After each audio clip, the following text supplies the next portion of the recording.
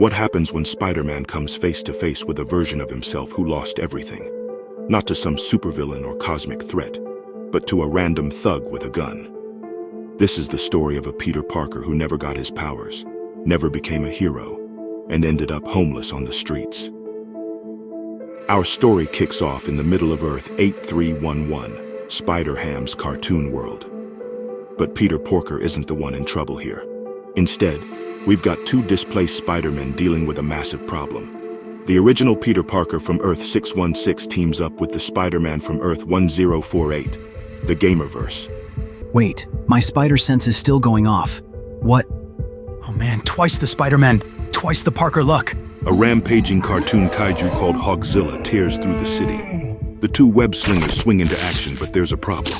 Cartoon physics don't play nice with real humans. Web his foot! Maybe we can take him down. Their webs snag Hogzilla's massive feet, but the monster breaks free like it's nothing.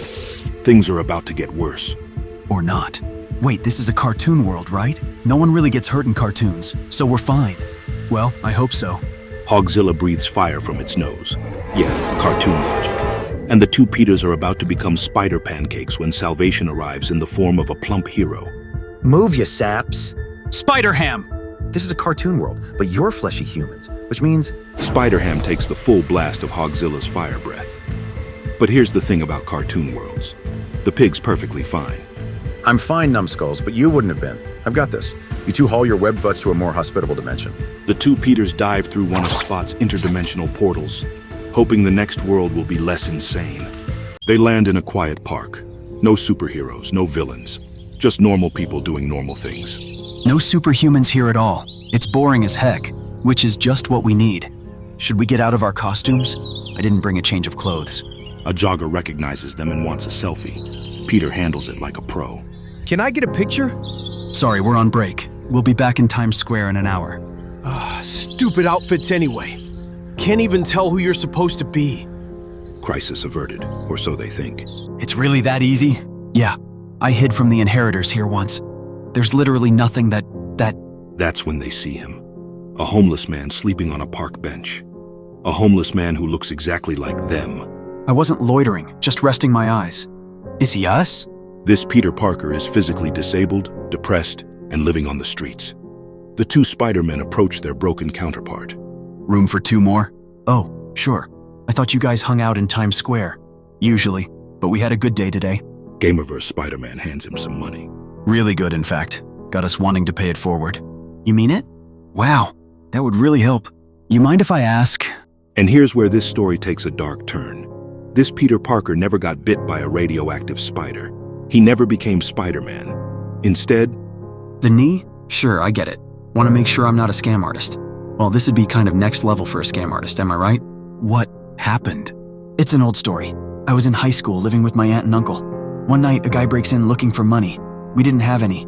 He got mad. I thought he was gonna shoot. I go for his gun. He shoots me. In the knee. But that's not the worst part.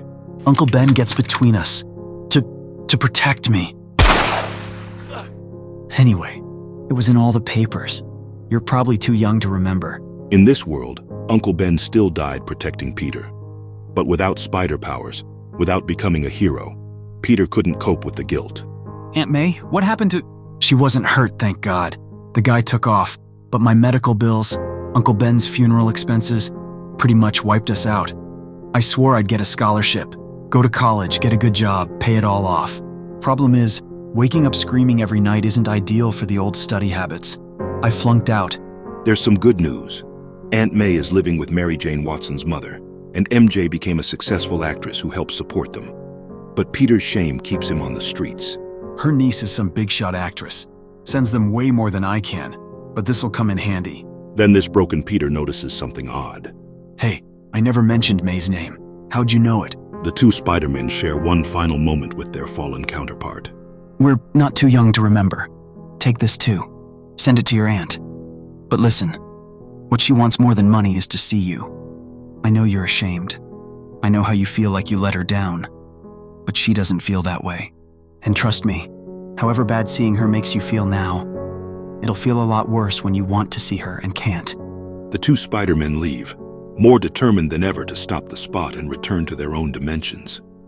Because they've just seen what happens when Peter Parker doesn't get his powers, when there's no great power and therefore no great responsibility.